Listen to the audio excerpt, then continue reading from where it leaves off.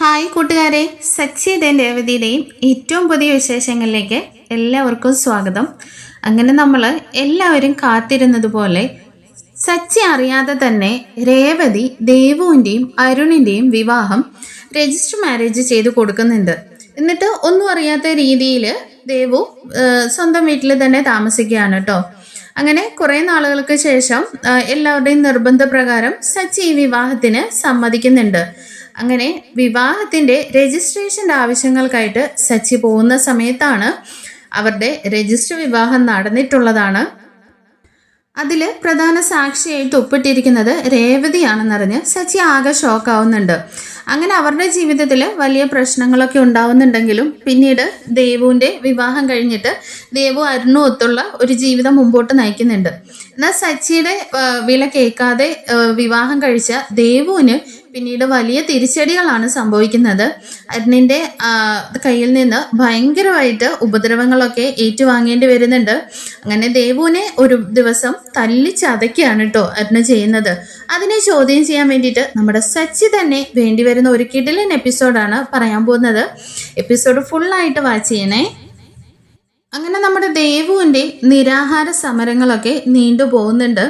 ഒടുവിൽ രേവതി തന്നെ ദേവുവിന് രജിസ്റ്റർ മാരേജും ചെയ്തു കൊടുക്കുന്നുണ്ട്.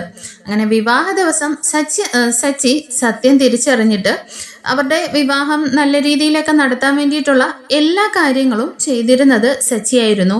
എന്നാൽ മണ്ഡപത്തിലേക്ക് എത്തുന്നത് ഭയങ്കരമായിട്ട് കുടിച്ചിട്ടൊക്കെയാണ് കേട്ടോ. കാരണം തൻ്റെ രേവതി തന്നെ ചതിച്ചു ഇവരുടെ വിവാഹം നേരത്തെ നടന്നതാണെന്നൊക്കെ രജിസ്റ്റർ ഓഫീസിൽ നിന്ന് തിരിച്ചറിഞ്ഞിട്ട് ആ വിവാഹത്തിന് വന്നിട്ട് ഭയങ്കര പ്രശ്നങ്ങളൊക്കെ ഉണ്ടാക്കുന്നുണ്ട്. അങ്ങനെ രേവതിയുമായിട്ട് ഇന്നത്തെ എനിക്ക് യാതൊരു ബന്ധവും ഇല്ലെന്നൊക്കെ പറഞ്ഞിട്ട് സച്ചി അവിടെ നിന്ന് പോകുന്നൊക്കെ ഉണ്ട്. ലക്ഷ്മിയമ്മ ഒരുപാട് കരഞ്ഞു പറഞ്ഞിട്ടൊക്കെ സച്ചി ആ വിവാഹത്തിന് ഒരു തരത്തിൽ കൂടി കൊടുക്കുന്നുണ്ട്. അങ്ങനെ അവരുടെ പ്രശ്നങ്ങളൊക്കെ ഒരു വഴിക്ക് നടന്നു പോകുന്നുണ്ട്. അങ്ങനെ ദേവുവിൻ്റെ ജീവിതം ഓരോ ദിവസം ചെല്ലുന്തോറും വലിയ പ്രശ്നങ്ങളൊന്നും ഇല്ലാതെ മുൻപോട്ട് പോയിക്കൊണ്ടിരിക്കുകയാണ്. അരുണും ദേവും കൂടി വീട്ടിലെത്തുന്ന സമയത്തെല്ലാം എപ്പോഴും ലക്ഷ്മിയമ്മയാട്ടെ ദേവു ആട്ടെ നമ്മുടെ ശരത്താവട്ടെ എല്ലാവരും സച്ചിയെക്കുറിച്ച് മാത്രമാണ് കേട്ടോ പുകഴ്ത്തി പറഞ്ഞുകൊണ്ടേ ഇരിക്കുന്നത്. വിവാഹത്തിന് ചെയ്ത കാര്യങ്ങളും അവരുടെ കുടുംബത്തിൽ ചെയ്യുന്നതും എല്ലാം ഇങ്ങനെ സച്ചിയെ പുകഴ്ത്തുന്നുണ്ട്. എന്നാൽ നമ്മുടെ അരുണിന് ഇതൊരു ഈഗോ അടിക്കുന്നുണ്ട് കേട്ടോ. അരുണ് സച്ചിയെ പോലൊക്കെ ആകാൻ ശ്രമിക്കുന്നുണ്ട്. അവരുടെ വീട്ടിലേക്ക് ആവശ്യമായിട്ടുള്ള എല്ലാ കാര്യങ്ങളും ചെയ്യുന്നുണ്ടെങ്കിലും സച്ചിയുടെ അത്രയും ഒരു പരിഗണന അരുണിന് കിട്ടാത്തത് നമ്മുടെ അരുണിന് വല്ലാത്തൊരു ഫീലിംഗ് ആവുന്നുണ്ട്. അങ്ങനെ ദേവുവിനെ പല രീതിയിലും സച്ചിയെക്കുറിച്ച് മോശമായി പറഞ്ഞിട്ടൊക്കെ തെറ്റിദ്ധരിപ്പിക്കുന്നുണ്ട് നമ്മുടെ അരുണ. അങ്ങനെ സച്ചിയോടും രേവതിയോടും തന്നെ ദേവു ഒരു കാലത്ത് പിണങ്ങി മാറുന്നൊക്കെ ഉണ്ട് കേട്ടോ, പ്രശ്നങ്ങളൊക്കെ ഉണ്ടാക്കിയിട്ട്. അങ്ങനെ ഇരിക്കുന്ന സമയത്താണ് നമ്മുടെ അരുണിൻ്റെ അമ്മ അസുഖം വന്നിട്ട് മരണപ്പെടുന്നത്. അങ്ങനെ ആ മരണത്തിന് ശേഷം അരുണിൻ്റെ ക്യാരക്ടർ ആകെ അങ്ങ് മാറിപ്പോകുന്നുണ്ട്. നമ്മുടെ ദേവുവിനെ വല്ലാതെ അങ്ങ് ഹരാസ് ചെയ്യും, എന്തു പറഞ്ഞാലും ദേഷ്യത്തോട് കൂടിയിട്ട് ദേവുവിനെ ഉപദ്രവിക്കുന്നൊക്കെയുണ്ട്. എന്നാൽ ഇതൊരിക്കലും ദേവു പുറത്തു പറയുന്നില്ല. കാരണം താൻ തന്നെ സെലക്ട് ചെയ്ത ഒരു ജീവിതമാണല്ലോ, അതുകൊണ്ട് തന്നെ. എന്നാൽ ഒരിക്കലും വീട്ടിൽ വരുന്ന സമയത്ത് അരുൺ ഉപദ്രവിച്ച കാര്യം രേവതിയോട് അറിയാതെ ഇങ്ങനെ ദേവു പറഞ്ഞു പോകുന്നുണ്ട്. അങ്ങനെ രേവതി ദേവുവിനെ വിളിച്ച് മാറ്റിക്കൊണ്ട് പോയിട്ട് കാര്യങ്ങളൊക്കെ ചോദിക്കുന്നുണ്ട്. അങ്ങനെ ദേവു നടന്ന കാര്യങ്ങളൊക്കെ പറയുന്നുണ്ട്. അമ്മയുടെ മരണശേഷം എന്തു പറഞ്ഞാലും ദേഷ്യമാണ്, എന്നെ എപ്പോഴും ഉപദ്രവിക്കുമെന്നൊക്കെ. എന്നാൽ ദേവുവും രേവതിയും വിചാരിക്കുന്നത് അരുണിൻ്റെ അമ്മയായിരുന്നല്ലോ അരുണിന് എല്ലാമായിട്ടുണ്ടായിരുന്നത്. അതുമൂലം ഉണ്ടായ അമ്മയുടെ മരണത്തിന് ശേഷം ഉണ്ടായ എന്തെങ്കിലും ഒരു പ്രോബ്ലം ആയിരിക്കും, അതൊക്കെ അങ്ങ് പൊയ്ക്കോളൂ എന്നാണ്. അങ്ങനെ രേവതി പറഞ്ഞ് സമാധാനിപ്പിച്ചൊക്കെ വിടുന്നുണ്ടെങ്കിലും ദേവു വിചാരിക്കുന്നുണ്ട് എന്തായാലും ഒരു സൈക്യാട്രിസ്റ്റിനെ പോയി കാണാം, എന്തെങ്കിലും ഒരു ഡിപ്രഷൻ സ്റ്റേജ് ആണെങ്കിലോ എന്നും പറഞ്ഞ് അരുണിനെ ഹോസ്പിറ്റലിലേക്ക് വിളിക്കുന്നുണ്ട്. ഈ സമയവും അരുണ് നീ എന്താടി എന്നെ ഭ്രാന്തനാക്കാൻ നോക്കുവാണോന്നും ചോദിച്ചിട്ട് ദേവുവിനെ വീണ്ടും അടിക്കുകയാണ് ചെയ്യുന്നത്. അങ്ങനെ ദേവു രേവതിയോട് പറയുന്നുണ്ടെങ്കിലും നീ എങ്ങനെയെങ്കിലും സഹിച്ച് ജീവിക്കാനാണ് പറയുന്നത്.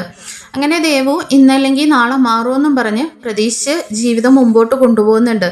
എന്നാൽ പിന്നീടായിട്ടും സച്ചിയെ കുറിച്ചിട്ട് എന്തെങ്കിലും പറഞ്ഞാലോ, സച്ചിയുടെയും രേവതിയുടെയും ജീവിതം അത്രയ്ക്ക് മനോഹരമാണല്ലോ. അതായത് നമ്മുടെ സച്ചിയാണെങ്കിൽ കാർ ഡ്രൈവറുടെ പൊസിഷനിൽ നിന്ന് തന്നെ നല്ല ഒരു ഏജൻസി, ട്രാവൽ ഏജൻസി തുടങ്ങുന്നുണ്ട്. അതിൻ്റെ കീഴിലായിട്ട് ഒരു 5-6 കാറുകൾ വരുന്നുണ്ട്. അങ്ങനെയൊക്കെ വലിയ ലെവലിലാവുന്നുണ്ട്. രേവതിയെ പൊന്നുപോലെ നോക്കുന്നുണ്ട്. ഇതൊക്കെ പറഞ്ഞിട്ട് നമ്മുടെ ദേവു സംസാരിക്കുമ്പോഴെല്ലാം അരുൺ അതും പറഞ്ഞിട്ടായിരുന്നു പിന്നീട് മർദ്ദനങ്ങൾ ഉണ്ടാവുന്നത്. അങ്ങനെ ദേവു അവരെക്കുറിച്ച് സംസാരിക്കാതെ ആയിട്ടുണ്ട് കേട്ടോ. അങ്ങനെ ഒരു ദിവസം സച്ചിയും രേവതിയും ദേവുവും കൂടിയിട്ട് ഫോണിൽ ഇങ്ങനെ സംസാരിച്ചുകൊണ്ടിരിക്കുന്ന സമയത്ത് അരുണ് പുറകിൽ നിന്ന് കയറി വരികയാണ് കേട്ടോ. ദേവു ഇതൊന്നും അറിയുന്നേയില്ല. എന്തായാലും സച്ചിയേട്ടനെ പോലെ ഒരു ഭർത്താവിനെ കിട്ടിയത് ചേച്ചി ഭാഗ്യവതിയാണ് എന്നൊക്കെ പറഞ്ഞിട്ട് സച്ചിയെക്കുറിച്ച് രേവതിയുടെ ജീവിതത്തെക്കുറിച്ചും ഒക്കെ ഇങ്ങനെ നല്ല രീതിയിൽ സംസാരിച്ചുകൊണ്ടിരിക്കുകയാണല്ലോ. അങ്ങനെ ദേവു സംസാരിച്ചുകൊണ്ടിരിക്കുന്ന സമയത്ത് തിരിഞ്ഞു നോക്കുമ്പോഴാണ് അരുണ് തൊട്ടുപുറകിൽ വന്ന് നിൽക്കുന്നത് കാണുന്നത്. അങ്ങനെ ദേവു പെട്ടെന്ന് തന്നെ ചേച്ചി ഞാൻ പിന്നീട് വിളിക്കാമെന്നും പറഞ്ഞിട്ട് ഫോൺ കട്ട് ചെയ്യുന്നുണ്ട്. ഈ സമയം രേവതിയാണെങ്കിൽ എന്താവോ അവള് പെട്ടെന്ന് കട്ട് ചെയ്തേന്ന് ഇങ്ങനെ ചിന്തിക്കുന്നുണ്ടെങ്കിലും അരുണ് വന്നെന്നോ ഇത് കേട്ടെന്നോ ചിന്തിക്കുന്നേ ഇല്ല കേട്ടോ. അങ്ങനെ സച്ചിയും രേവതിയും കൂടിയിട്ട് ഒരു ഫംഗ്ഷന് വേണ്ടിയിട്ട് പുറത്തേക്ക് പോകുന്നുണ്ട്. ഈ സമയം ദേവുവിനെ അരുണ് നല്ല രീതിയിൽ ഉപദ്രവിക്കുന്നുണ്ട് കേട്ടോ. എന്താടി നിനക്ക് അവനോടാണ് കൂറല്ലേ എന്നും പറഞ്ഞിട്ട് നല്ല രീതിയിൽ ഉപദ്രവിക്കുന്നൊക്കെ ഉണ്ട് കേട്ടോ. ഉപദ്രവിച്ചിട്ട് അരുൺ അവിടെ നിന്ന് അങ്ങ് ഇറങ്ങി പോകുന്നുണ്ട്. ഈ സമയം രേവതിയുടെ ഫോണിലേക്ക് ദേവു വിളിക്കുന്നുണ്ട്. ദേവു കരഞ്ഞുകൊണ്ടേ ഇരിക്കുകയാണ് കേട്ടോ. അപ്പോൾ രേവതി ചോദിക്കുന്നുണ്ട്, എന്താ മോളെ നീ കാര്യം പറയുന്നേ? ചേച്ചി എന്നെ കൊണ്ട് പറ്റില്ല, എന്നെ ഇവിടെ നിന്ന് എങ്ങനെയെങ്കിലും രക്ഷിക്കണം, എനിക്കിനി ഇവിടെ നിൽക്കാൻ പറ്റില്ല എന്നൊക്കെ പറഞ്ഞിട്ട് കരയാണ് കേട്ടോ. എന്നെ അയാൾ വീണ്ടും ഉപദ്രവിച്ചു എന്നൊക്കെ പറയുന്ന സമയത്ത് രേവതി പെട്ടെന്ന് തന്നെ ഫോൺ കട്ട് ചെയ്യുന്നുണ്ട്. മോള് സമാധാനമായിട്ടിരിക്കെ, ഞങ്ങൾ വരാമെന്നൊക്കെ പറഞ്ഞ് വേറെ ഒന്നും ചിന്തിക്കരുതെന്നൊക്കെ പറഞ്ഞ് സമാധാനിപ്പിക്കുന്നുണ്ട്. ഇങ്ങനെ ഫോൺ വെച്ചതിന് ശേഷം സച്ചി ചോദിക്കുന്നുണ്ട്, എന്താ രേവതി എന്താ പ്രശ്നമെന്നേ? സച്ചിയേട്ടാ ദേവു ഭയങ്കര കരച്ചിലാണ്, അതിനെന്ത് പറ്റി? അത് അരുൺ അവളെ ഉപദ്രവിച്ചു എന്നാ തോന്നേന്ന് പറയുന്നുണ്ടേ. അപ്പോഴേക്കും സച്ചി ചോദിക്കുന്നുണ്ട്, എന്താ ദേവുവിനെ അവൻ ഉപദ്രവിച്ചെന്നോ? എന്നിട്ട് എന്താ നീ എന്നോട് പറയാതിരുന്നേന്ന് ചോദിക്കാനേ. സച്ചേട്ടാ ഇതൊരു തവണയല്ല, അവൻ മുമ്പും പലതവണ ദേവുവിനെ ഉപദ്രവിച്ചിട്ടുണ്ടെന്ന് പറയാണ്. ഇത് കേൾക്കുമ്പോൾ സച്ചിക്ക് അങ്ങ് ദേഷ്യം വരുന്നുണ്ട് കേട്ടോ. രേവതി എന്നിട്ട് ഇത്രയും കാലം നീ എന്നോട് ഇത് മറച്ചു വെച്ചല്ലേ? നീ ആ ഒരു തവണ ചെയ്തപ്പോൾ തന്നെ നീ എന്നോട് പറഞ്ഞിരുന്നെങ്കിൽ, അവനെ ചോദിക്കേണ്ട രീതിയിൽ ചോദിച്ചിരുന്നെങ്കിൽ പിന്നീട് ദേവുവിനെ ഇങ്ങനെ സഹിക്കേണ്ട വരുമായിരുന്നോ എന്നൊക്കെ ചോദിച്ച് സച്ചി വഴക്ക് പറയുന്നുണ്ട്. അങ്ങനെ രേവതിയും പറയുന്നുണ്ട്, സച്ചിയേട്ടാ ഇനി ഇവിടെ നിന്നാൽ ശരിയാവില്ല, നമുക്ക് ഇതിനൊരു തീരുമാനം ഉണ്ടാക്കണമെന്നേ. അങ്ങനെ സച്ചിയും രേവതിയും കൂടിയിട്ട് ദേവുവിൻ്റെ വീട്ടിലേക്ക് തന്നെ എത്തുന്നുണ്ട്. വീട്ടിലെത്തുന്ന പാടെ നോക്കുമ്പോഴേക്കും ദേവു ആണെങ്കിൽ മുടിയെല്ലാം അഴിച്ചിട്ട് വല്ലാത്ത രീതിയിലിരുന്ന് ഒരു മൂലക്കിരുന്ന് ഇങ്ങനെ പൊട്ടിക്കരയാണ് കേട്ടോ. ഈ സമയം സച്ചിയുടെ ശ്രദ്ധ മൊത്തം വീട് ചുറ്റും ഇങ്ങനെ കണ്ണോടിക്കുന്നുണ്ട്. അപ്പോഴേക്കും പാത്രങ്ങളും സാധനങ്ങളും എല്ലാം ഇങ്ങനെ വലിച്ചെറിഞ്ഞ് പൊട്ടിച്ച അവസ്ഥയിലാണ് ഉള്ളത്. അപ്പോഴേക്കും ദേവു ഓടി വന്നിട്ട് രേവതിയെ കെട്ടിപ്പിടിച്ച് പൊട്ടിക്കരയുന്നുണ്ട്. എന്താ മോളെന്നും ചോദിച്ച് രേവതി സമാധാനിപ്പിക്കുന്നുണ്ട്. അപ്പോഴേക്കും സച്ചിക്ക് ഭയങ്കര ദേഷ്യം വരികയാണ് കേട്ടോ. അവനൊക്കെ ഒരു മനുഷ്യനാണോ? സ്വന്തം ഭാര്യനെ ഇത്രയ്ക്ക് രീതിയിൽ ഉപദ്രവിക്കാനായിട്ട് ഞാൻ അന്നേ പറഞ്ഞതല്ലേ എന്നൊക്കെ പറഞ്ഞിട്ട് സച്ചി ചോദിക്കുന്നുണ്ട്, അവൻ എന്തിയെന്നേ. അപ്പോഴേക്കും ദേവു പറയുന്നുണ്ട്, സച്ചിയേട്ടാ ഇവിടെ ഇല്ലാന്ന്, അവനെവിടെ സ്റ്റേഷനിലായിരിക്കും ഉള്ളതല്ലേ, എന്തായാലും ഞാൻ ഇന്ന് അവനെ വെറുതെ വിടുന്നില്ലെന്നും പറഞ്ഞ് സച്ചി പുറത്തേക്ക് പോകാനായിട്ട് ഒരുങ്ങുന്നുണ്ട്.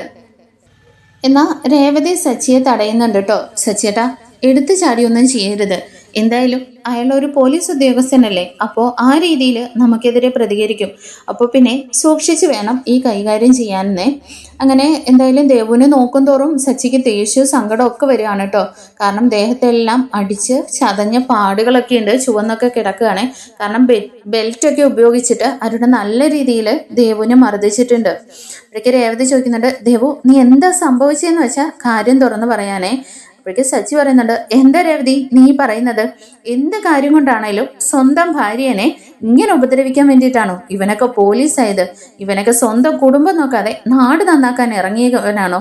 ഇവനാണോ മനുഷ്യനാണോ എന്നൊക്കെ ചോദിച്ചിട്ട് സച്ചി ഇങ്ങനെ ഒച്ചയിടുകയാണ് കേട്ടോ. അങ്ങനെ രേവതി വീണ്ടും വീണ്ടും ചോദിക്കുമ്പോഴേക്കും ദേവു നടന്ന കാര്യങ്ങളൊക്കെ പറയുന്നുണ്ട് കേട്ടോ. അങ്ങനെ ദേവു പറയാണ് അവർ ഫോണിൽ സംസാരിച്ചുകൊണ്ടിരുന്നതെല്ലാം ഈ കേട്ടിരുന്നല്ലോ അരുണ്. പെട്ടെന്ന് തന്നെ ദേവു ഫോൺ വെച്ചതിന് ശേഷം തിരിഞ്ഞു നോക്കിയിട്ട് അരുണേട്ടൻ എപ്പോഴാ വന്നതെന്ന് ചോദിക്കുന്നുണ്ട്.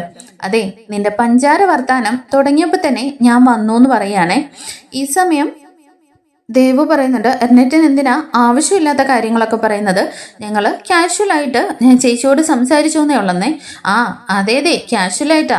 നീ ഒരു തവണ ഒരു സംസാരത്തിൽ തന്നെ 1000 തവണ സച്ചിയേട്ടൻ എന്നും പറഞ്ഞ് ഒലിപ്പിക്കുന്നുണ്ടായിരുന്നല്ലോന്നേ.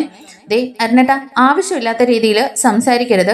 അരുണേട്ടൻ എന്തിനാണ് ആവശ്യമില്ലാതെ എന്നെ തെറ്റിദ്ധരിക്കുന്നതെന്നൊക്കെ ചോദിച്ചിട്ട് ദേവും പ്രതികരിക്കുന്നുണ്ട്. ഈ സമയം നീ എന്താടി അങ്ങനെ അങ്ങ് പോയാലോന്നും ചോദിച്ചിട്ട് വീണ്ടും ദേവുവിനെ തടഞ്ഞു നിർത്തിയിട്ട്